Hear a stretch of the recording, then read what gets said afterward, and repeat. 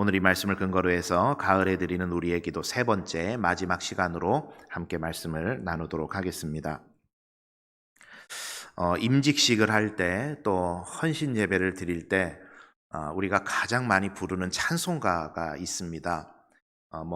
이제 살아오신 경험에 따라 조금씩 아는 거는 다르겠지만 제가 경험해 본 바에 따르면 반드시 이 찬송가는 불러요. 찬송가 325장인데 뭐죠? 푸른 바다 나선이 몸 어디든지 가오리다. 2절은 뭐죠? 아골골짝 빈들에도 복음 들 예, 그렇죠. 복음 들고 가오리다. 이 사명자의 자세에 대해서 아주 잘 표현한 곡이다 싶습니다. 아골골짝 빈들에도 어디든지 가겠습니다. 여러분이 아골골짜기가 어디인가요? 성경 이야기로 잠시 들어가 보면 이스라엘 백성이 여리고성을 함락을 시켰습니다. 가나안 땅에 들어가서 그때 이제 함락을 시킨 다음에 그 성으로부터 전리품들을 많이 취하게 됐는데 그때 그 전리품들을 개인적으로 착복했던 사람이 있습니다. 그 사람이 아간이라는 사람이었죠. 그래서 그 일로 인해서 하나님께서는 그 다음에 이제 점령해야 되는 아이성에 갈 때 그 전투에서 이스라엘 백성이 대패하도록 하나님께서 의도하셨습니다. 그리고 그 일이 너무 슬퍼서 옷을 찢으면서 하나님 앞에서 하나님 우리가 도대체 왜 이렇게 참패를 당한 것입니까? 라고 묻는 여호수아에게 하나님께서 말씀하시길 아간이 그 전리품들을 개인적으로 착복한 일로 인해서 너희가 이런 고난을 당하는 것이다 말씀을 하시죠. 그렇게 해서 이 아간이 이스라엘 백성에 의해서 끌려 나오게 되고 이 아간과 그 가족들이 모두 다 이스라엘 백성에 의해서 돌로 쳐 죽임을 징벌을 당하게 됩니다. 그때 이 아간과 가족들이 돌에 침을 당했던 곳이 어디냐? 아골 골짜기였어요. 아골 골짜기.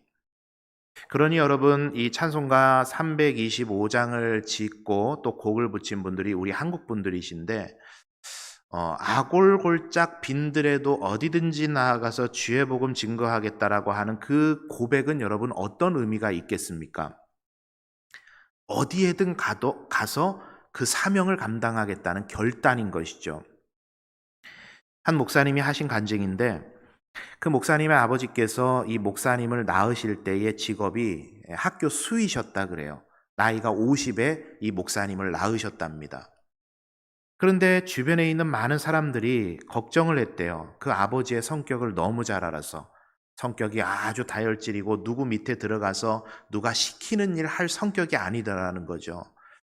그래서 이 아버지께서 나이 50에 이 목사님을 낳으시면서 이제 학교 수의를 하시면서 가정 형편이 그렇게 넉넉하지 못하게 그렇게 사셨습니다.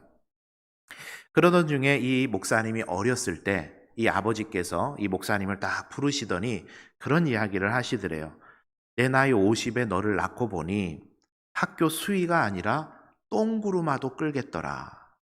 예. 무슨 이야기죠?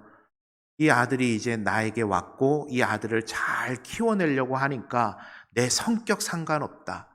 내가 사람들에게 어떻게 비치는지도 상관없다. 학교 수위가 아니라 내가 똥구르마도 끌고 너를 키우겠더라. 그런 각오가 생겼다라는 그런 이야기였습니다. 여러분, 사명자라고 하는 것은 편안한 시온의 대로만 바라보는 사람이 사명자는 아니죠. 모름지기 부름받은 사람은요, 사명자는요, 그 길이 시온의 대로이든 혹은 아골 골짜기이든 그 길이 고속도로이든 비포장도로이든 환경과 상관없이 그 사명을 붙들고 하나님을 바라보면서 그 길을 넉넉히 지고 이고 짊어지고 나아가는 사람, 그 사람이 사명자이고 부름받은 사람이라는 것, 그것을 고백하기 위해서 우리는 임직식이나 혹은 헌신 예배 때마다 이 찬송가를 부르고는 하는 것이죠. 아골골짝 빈들에도 복음 들고 가겠습니다. 여러분, 사람이 똥구루마를 끌겠다는 결단과 각오가 있으면 무슨 일을 못하겠습니까? 그렇지 않나요? 여러분, 하나님께서 53년 전에 우리 장로님께서 기도해 주신 것처럼 하나님께서 이 땅에 우리 연산교회를 세우셨고 그 자리에 저와 여러분을 한 명 한 명의 지체로 또는 직분자로 불러주셨습니다. 목사로, 장로로, 안수집사로, 권사로, 집사로, 성도로 저와 여러분을 불러주시고 그 직분을 주셨는데 여러분은 하나님께서 세우신 이 연산교회를 위해서 똥구루마칠 각오는 되어 있으십니까?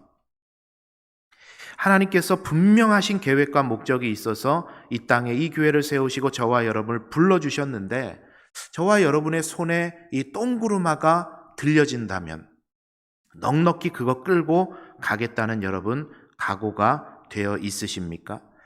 아골골짝, 근심의 골짜기로 내가 들어가겠다고 하는 생각, 결단 여러분들에게는 있으십니까? 오늘 뭔 이야기를 하려고 설교 초반부터 이렇게 아골골짝 들어가자 그러고 똥구루마를 끌자 그러고 그러나 오늘 이 이제 시편 23편을 마지막으로 오늘 나누는 말씀을 마지막으로 이 시편 23편에 대한 강해를 마치게 되는데 이 가을에 우리의 기도가 깊어질 때 우리의 영성도 깊어지기를 바라고 우리의 기도가 깊어짐을 통해서 하나님께서 우리에게 주시는 놀라운 은혜들을 우리가 깊게 누리기를 바라면서 그 마지막으로 오늘 4절과 5절과 6절의 말씀을 한번 살펴보도록 하겠습니다. 먼저 4절의 말씀을 우리 세번역 버전으로 준비된 말씀으로 함께 읽어보도록 하겠습니다. 시작. 내가 비록 죽음의 그늘 골짜기로 다닐지라도 주님께서 나와 함께 계시고 막대기와 지팡이로 나를 보살펴 주시니 내게는 두려움이 없습니다. 아멘. 제가 이 말씀을 다시 한번 여러분께 읽어드릴게요. 여러분은 눈으로 한번 따라와 보시죠. 내가 비록 죽음의 그늘 골짜기로 다닐지라도 주님께서 나와 함께 계시고 주님의 막대기와 지팡이로 나를 보살펴 주시니 내게는 두려움이 없습니다. 이 구절의 말씀을 오늘 조금만 더 입체적으로 들여다보려고 합니다. 시인은 지금 죽음의 그늘 골짜기, 직역하자면 너무나도 깜깜한 골짜기에 들어서 있습니다. 그리고 주님의 지팡이와 막대기가 이 어려운 환경 속에서 자신을 구원해 주실 것을 기대하면서 그 주님의 지팡이와 막대기를 기대하고 있습니다. 물론 맞죠. 우리는 이 시편의 말씀을 보면서 생각합니다. 지금 내가 너무나도 깜깜한 골짜기를 지나고 있는데 주님께서 주님의 지팡이와 막대기로 나를 보호해 주시기를 바랍니다. 우리가 이 시편의 말씀을 읽을 때 강조점이 어디에 찍혀 있냐면 주님의 지팡이와 막대기에 찍혀 있습니다. 지금 당하고 있는 어쩔 수 없는 상황과 환경을 하나님께서 지켜 보호해 주시도록 그래서 얼른 이 인생의 골짜기를 하나님 탈출할 수 있도록 도와주십시오 하는 소원을 담아서 우리는 이 본문을 지금까지 대해왔습니다. 탈출이 중요했어요. 어떻게 이 골짜기를 지금 탈출하나? 주님의 지팡이와 막대기를 통해 탈출할 수 있다. 자, 그런데 오늘 이 본문에는 그보다 훨씬 깊은 사명자의 결단과 고백이 여러분 담겨 있습니다. 여러분, 양이 지금 죽음의 그늘 골짜기에 들어갑니다. 그리고 그 앞에는 막대기와 지팡이로 양 무리를 인도하고 계시는 목자가 서 있습니다. 이 말은 무슨 말이냐? 어쩌다가 죽음의 음침한 골짜기에 그 양이 다다르게 된 것이 아니라 어쩌다가 눈 떠보니 내가 지금 음침한 골짜기에 들어서 있는 것이 아니라 양은 그 목자를 따라 음침한 사망의 골짜기에 들어간 것입니다. 산을 넘고 물을 건너 푸른 초장 쉴만한 물가를 향해 가는 여정 중에 죽음의 그늘 골짜기로 불리는 근심의 골짜기로 불리는 그 협곡을 지나야 할 때가 있습니다. 나는 들어가고 싶지 않아요. 나는 저곳이 너무 겁이 납니다. 깜깜해요, 음침해요, 무서워요. 뭐가 튀어나올지 모르겠어요. 걷는 길도 어찌나 불편한지 돌짝 받치고 그곳을 걸어간다는 것이 녹록하지가 않습니다. 되도록이면 피해서 가고 싶은데 이 양은 목자가 그곳에 가니 양도 당연히 그곳을 따라 들어갑니다. 왜요? 목자가 가는 길이기 때문이죠. 다른 이유 없습니다. 나의 목자가 가시는 길이니 나도 그곳에 들어가는 거예요. 여러분, 오늘 이 시편 23편 4절의 말씀을 통해서 다윗이 고백하고 있는 것은 이러한 사명자의 자세를 이야기합니다. 이것이 다윗의 사명을 감당하는 자세였고 다윗의 신앙의 자세였습니다. 즉 이 시편은 주님, 제가 지금 어려움을 당하고 있으니 지팡이와 막대기로 나를 보호해 주십시오라고 읽어야 하는 말씀이 아니라, 주님, 내가 주님을 의지하여 당당히 아골골짜기로 들어가겠습니다. 주님께서 그 아골골짜기를 지금 통과하고 계시니 주님, 내가 사명자로서 나 또한 주님 따라 그 길을 들어가겠습니다. 걸어가겠습니다라고 하는 사명자의 결단이고 선포가 이 다윗의 고백에 들어있는 것이죠. 여러분, 기독교 선교사의 유명한 일화가 있어요. 창끝이라는 선교 영화로도 여러분께 아마 보여졌던 그런 영화입니다. 짐 엘리엇 선교사 일행의 이야기예요. 와다니족에 복음을 전하러 들어갔습니다. 거기에서 이 짐 엘리엇 선교사님을 포함한 4명의 선교사님이 모두 다 죽임을 당했어요. 미국 사회에서는 대서특필했습니다. 선교의 실패다. 포악한 원주민들에 의해서 미국 시민들이 죽임을 당했다. 그리고 5년의 시간이 흐릅니다.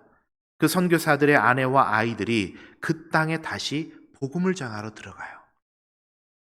그리고 그 땅이 복음화가 됩니다.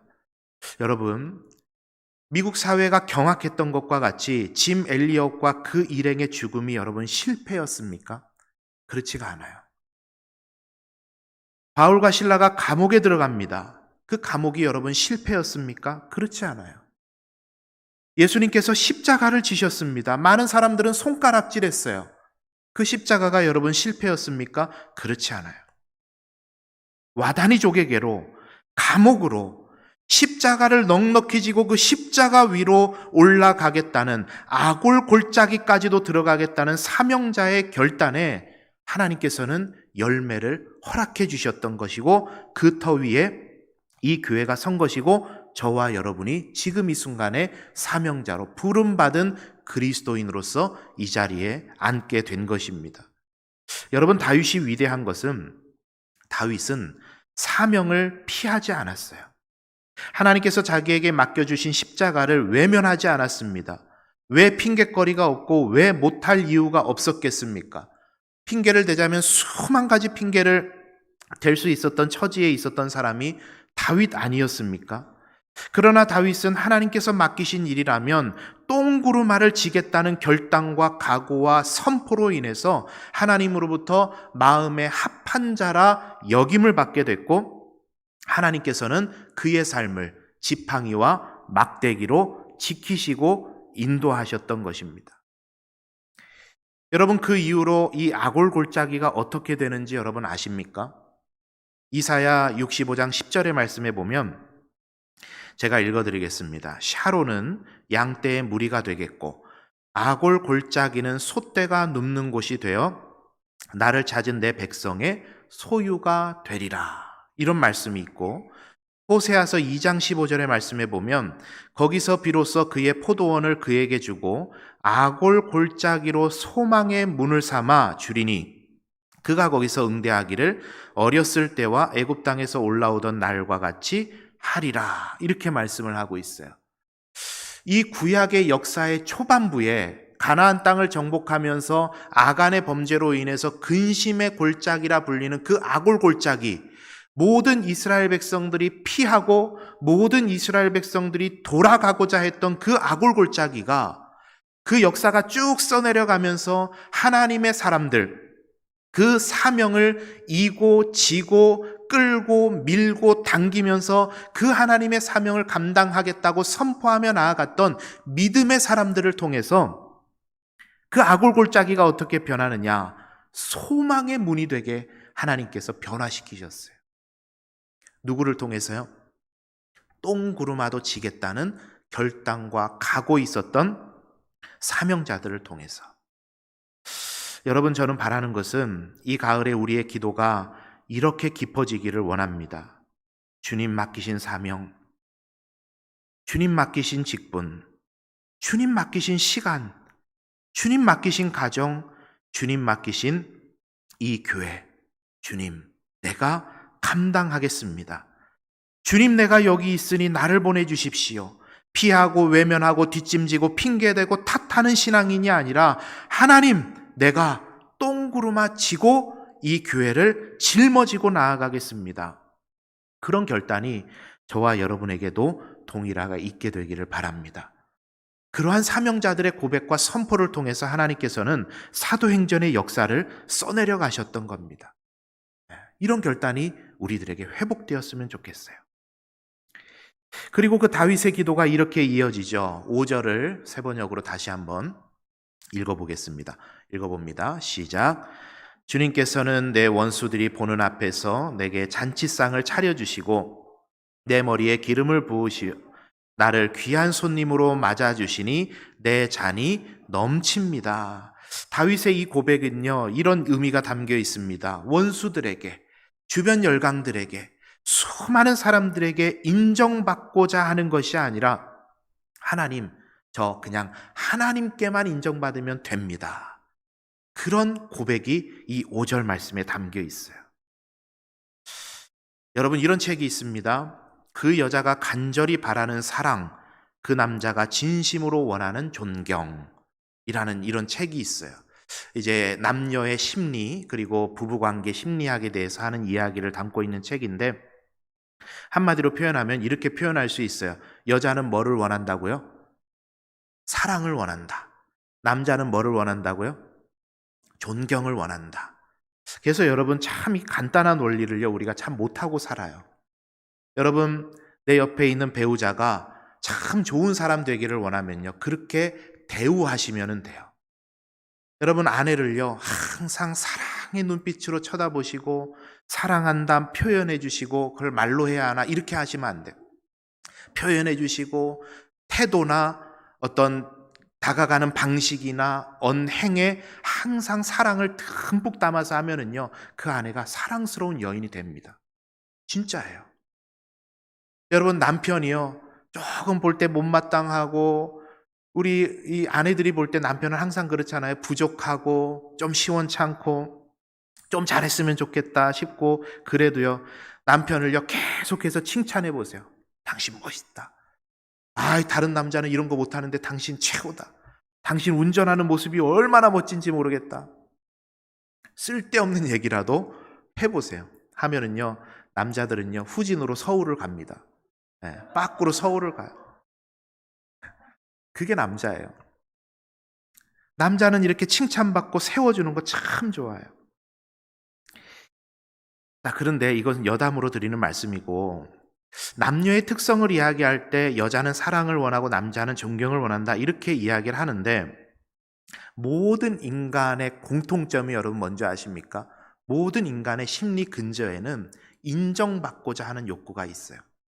인정받고 싶어요. 그래서 자신을 많은 것으로 다 포장을 합니다. 한국 사회가 찢어지게 가난하다가 고도의 성장을 이루던 그 시절에 좋은 직업 갖기 위해서, 좋은 대학 가기 위해서 열심히 공부했던 이유가 뭡니까? 남들이 무시하지 못하도록 나를 많이 포장해 왔어요. 남들이 무시하지 못하는 그런 직업 갖기를 원했고, 그런 부를 이루기를 원했어요. 명품을 두릅니다. 좋은 차를 탑니다. 이게 인간의 근본적인 욕구예요. 다른 사람에게 인정받고자 하는 것. 그런데 여러분, 여기에 참 중요한 함정이 있습니다. 그게 뭐냐면, 나를 포장하고 있는 그것이 나라고 착각하는 거예요. 이 착각이 바로 악한 사단 마귀가 우리들에게 심어주는 착각입니다. 사단이 아담과 하와를 속일 때 쓴 전략이 바로 이것이었어요. 자기 자신이 어떤 존재인지 하나님과의 관계를 망각하도록 꼬셨습니다. 자신이 가지고 있는 것들을 보게 했어요. 여러분, 하나님께서 인간에게 주신 것들이 뭡니까? 성경의 말씀을 보니까 하나님께서 만들어 놓으신 천지 만물을 다스리고 정복하고 가꾸고 하는 능력을 인간에게 주셨는데, 그 세계사 속에 나타나는 그 모든 걸 다 여기다 담아놓을 수는 없으니까 그렇게 간단하게 표현을 했어요. 하나님 만들어 놓으신 자연 만물을 다스리고 정복하고 가꾸는 능력. 자, 그러면 여러분 그 능력이 어느 정도라고 생각하십니까? 지금 여러분들이 누리고 계시는 모든 인류의 문명들, 과학의 문명, 의술의 문명, 인간 사회적인 문명, 모든 문명들이 그 속에 다 들어가 있어요. 그게 인간의 능력입니다. 그러니까 인간이 가지고 있는 것들이 얼마나 많아요? 뱀이 하와에게 그거를 보라 그랬어요.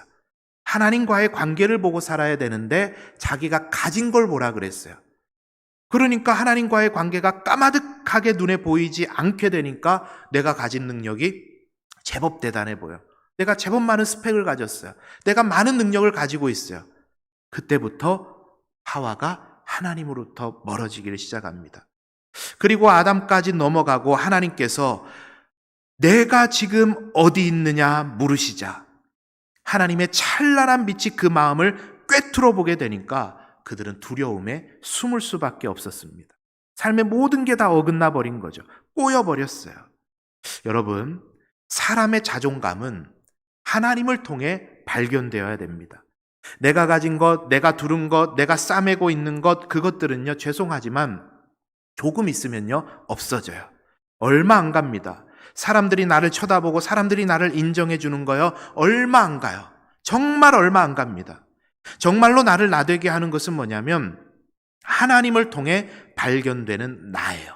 그래서 사람은 하나님께 인정받아야 됩니다. 다윗은 그걸 아는 사람이었습니다.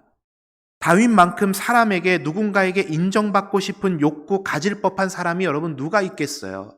다윗은요 어린 나이 때 사무엘에 의해서 사울 왕은 폐위가 되고 다윗을 왕으로 삼겠다고 기름 부음 받아 세워졌던 사람이 다윗 아닙니까?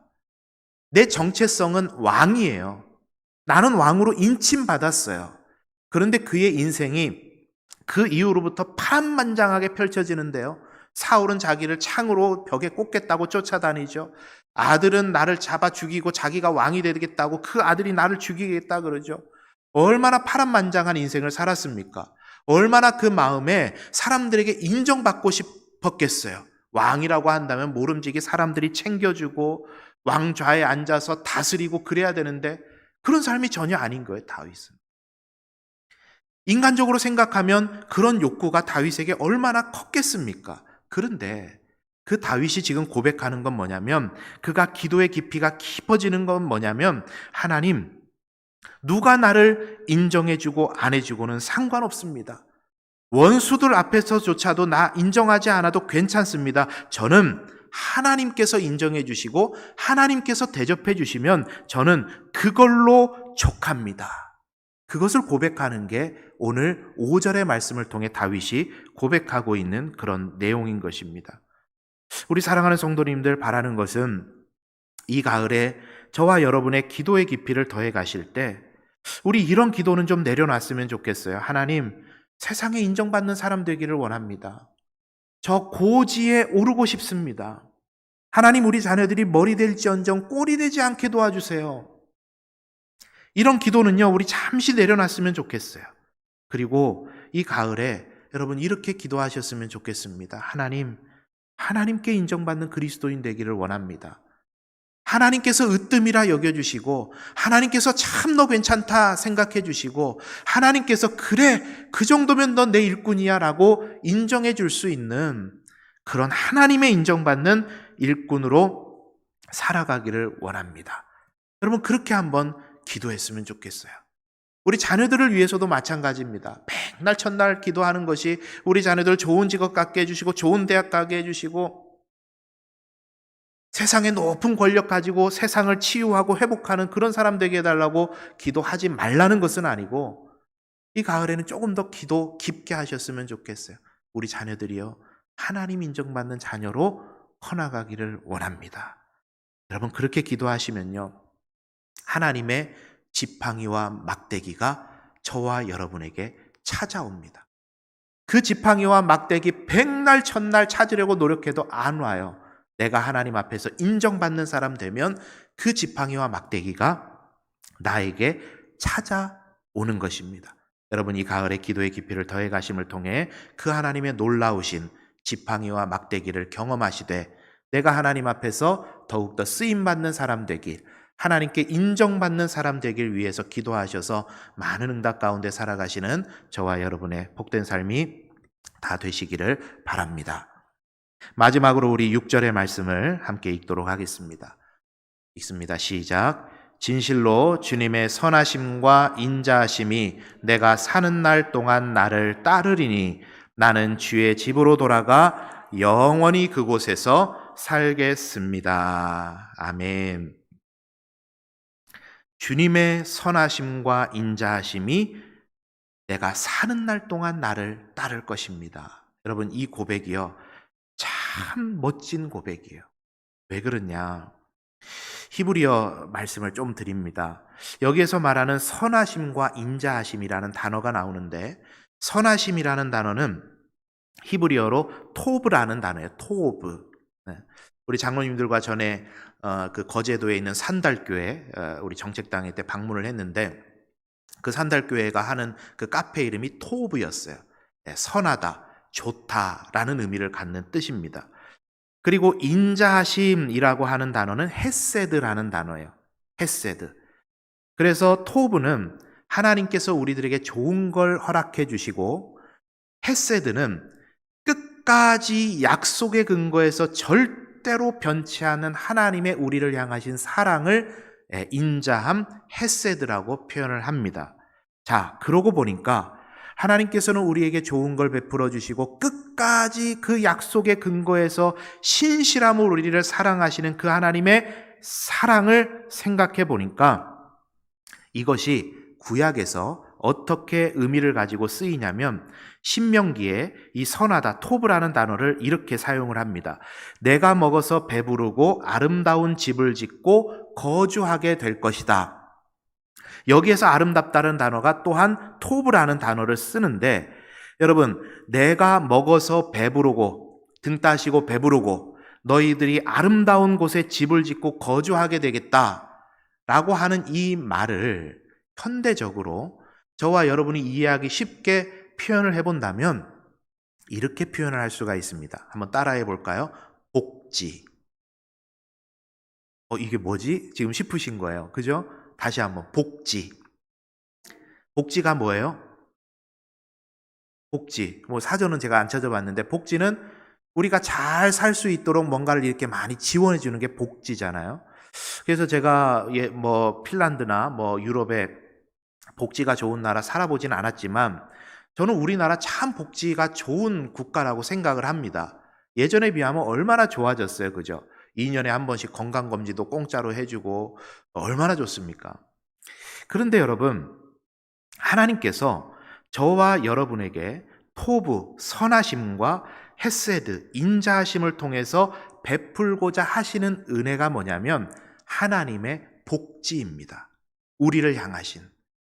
그래서 저와 여러분이 살아가는 삶의 자리자리에서 여러분이 처하시는 삶의 일거수일투족 속에서 여러분의 삶에 처해 있는 모든 시간과 때와 그 장소와 자리에서 하나님께서는 선하심과 인자하심으로 여러분에게 가장 좋은 것으로 복지를 베풀어 주시는 분이 하나님이시라는 거예요.